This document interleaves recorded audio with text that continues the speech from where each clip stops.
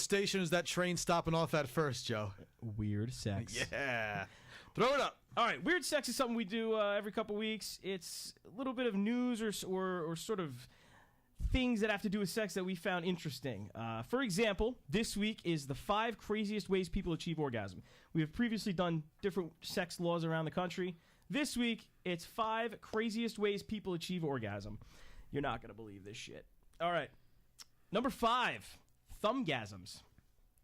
There's a scientific case of a paralyzed man reaching orgasm through his thumb. He was a paraplegic, and, that's shitty enough as it is, but now you can't get your nut off, right? So his girlfriend decided to start sucking on his thumb. Could you imagine the torture of that existence? Oh, God, I couldn't even imagine. I mean, just the absolute, there's no way to achieve orgasm whatsoever. And every 4 to 5 days, you would just freaking pop one off. And someone has to clean it up and fucking. Oh, man. Wow. What a nightmare. What a nightmare. So not only can he not achieve orgasm on his own, he can't click on ujiz.com and lock the doors and reach out for old Pamela and her 5 friends. But no, he's got to get his girlfriend. So he still has a girlfriend, so that's good for him.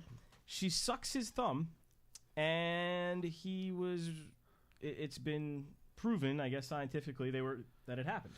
Oh, that this woman is sent from heaven. Oh, she's God bless this woman. She really is an angel. Fantastic. I'll tell you what. One thing this guy could benefit from is the number 4 craziest way to achieve an orgasm. Absolutely. Which is a braingasm. Okay. Now, first of all, these scientists are complete hacks. These scientists are complete hacks because they couldn't even come within like a 5 percentile here. They say that between 2 and 64% of people are capable of doing this, but apparently it's possible to actually go within your own mind, close your own eyes, and just go deep into your own consciousness. Like some Matrix shit. Like some Matrix shit. Like just get all in your own head, your own world in there. And somehow reach deep and achieve a spontaneous orgasm. No touching. Just thinking about stuff. No touching. Yeah. 0 touching. That's amazing. That's mind-blowing. It really is. I feel like I've tried that several times, and it hasn't worked. I have the opposite problem. I've tried to keep my mind on not being sexually aroused. I feel like that's harder. Which one's harder? Getting off with just your mind or trying to stop popping a boner when you're standing in an elevator? With the internet age, I'd have to say trying to come up with, you know what I mean? Yeah. Well, this day and age of the internet, I mean, you've literally been... I can't even use my imagination anymore. It's ruined. It's tough. Actually, Gypsy makes a very valid point. You remember when you were like 12 and you would you'd find the Victoria's Secret catalog and get down and dirty with it? Yeah. No. They need to be moving. They got to be moving. Not only moving. I need to see a girl getting hurt in some sort of way, strapped down. You got to see her getting hurt? The hood of a Chevy. I don't know. You got to see some real weird shit, Oh, my man. God. It's not just straight missionary, like normal guy, normal girls, just out the window these days. Yeah. That doesn't get you going. You're like, no. I got to go to backroom casting couch, and I got to see a girl who didn't expect it. She comes in the door. She's like, I want to be an actress. And this guy's like, you could be an actress. I got something for you. Boom. That's the type of shit. And you can see the look on their faces when she's like, you want me to do what? And he's like, suck my dick. She's like, what? And you're like, that's real. Right. Yeah. And I'm excited about it. And you can't get that from Victoria's Secret.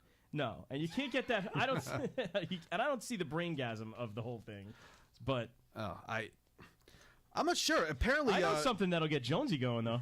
What's that? Oh boy. We'll go to number 3, footgasm. This show is starting off real fucking gross. I think this show's starting off real strong. Personally, I think we're doing a pretty good job. But footgasms. So there was this woman who had a medical condition which caused her to need some sort of surgery on her foot, and it affected the nerve endings.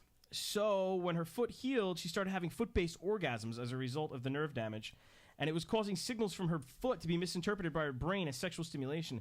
So she would just be walking around with no feeling of arousal, and all of a sudden, Get the boom, fuck out of here. Boom, pow! Like a long walk, you step on the curb, stepping into the crosswalk, orgasm. Get the fuck out of here.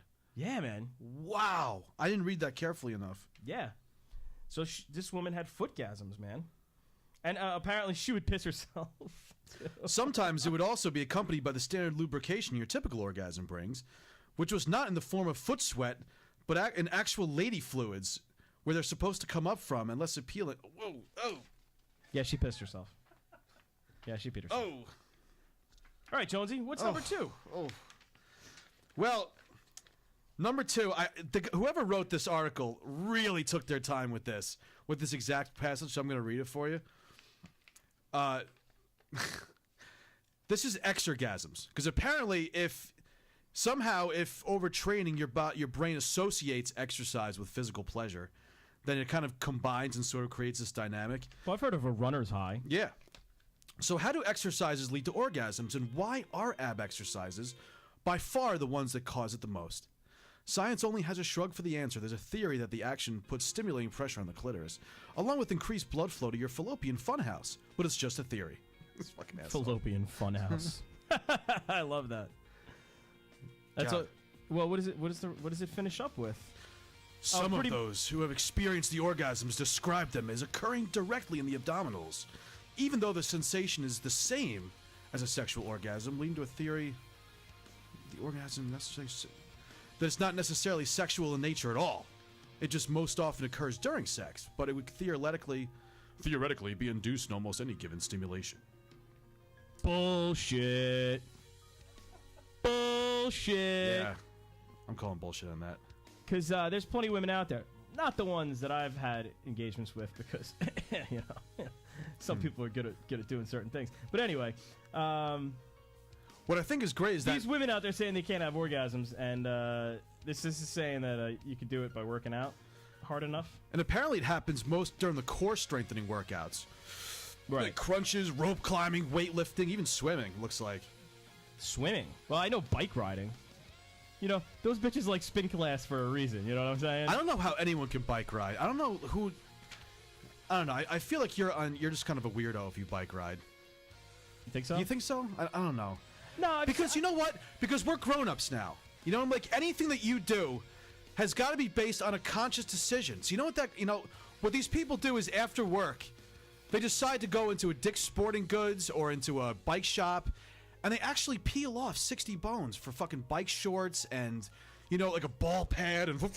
Honestly... This will be comfy from my bag. Can we talk about the fucking banana hammocks that these guys are wearing? The male bicyclists that are tooling around White Plains or Long Island or wherever, and they're riding around, and then they hit that point where they need to get up, and they need to do with their butt up, and you're in the car behind them, and all of a sudden you just see ball bag just hanging down in the spandex. You're like, dude, stop. And what's even scarier about that is that there's a lot of psychological messages getting projected there, okay? Yeah. And this, I'm going down a weird road, I understand, but you have to understand is that whatever you do in life, it's really a subconscious... It reflects in eternity! No, I'm serious. Whatever you do consciously, that's really what you're telling the world that you want to be. Right. That's the image you're aspiring towards, So douchebag in bicycle shorts is really not what you're... Yeah, if you're trying to be an asswipe on a bike... You have too much money and time on your hands. Like for example, like we're doing a program on Ustream. Right. Like we're aspiring broadcasters. This is what we believe in. This is the energy we're putting into the universe. These people are going and buying $1,500 bicycles and be like, hey, yeah, I fucking rode 5 miles here, bro. What'd you do? So you're saying you find a silver lining of douche in the health nut craze? There is a silver lining in that, without a doubt. Silver lining of douche. Absolutely. All right, man. Let's get to the number one, which Certainly. I guess the orgasm would be a silver lining in a situation that would be going on. This one's hot. This one. I don't know if this one's hot. No, this one's not hot. I like this one. You is don't the think so? opposite of hot. I think this is hot. A birthgasm. Birthgasm. A birthgasm. It involves a woman giving birth and having an orgasm at the same time. This is noteworthy because on the one hand, it seems almost plausible given the area we're dealing with, and then on the other, it just seems shy of bug fuck crazy. I can't even take credit for that. Someone else wrote that, but it's really good.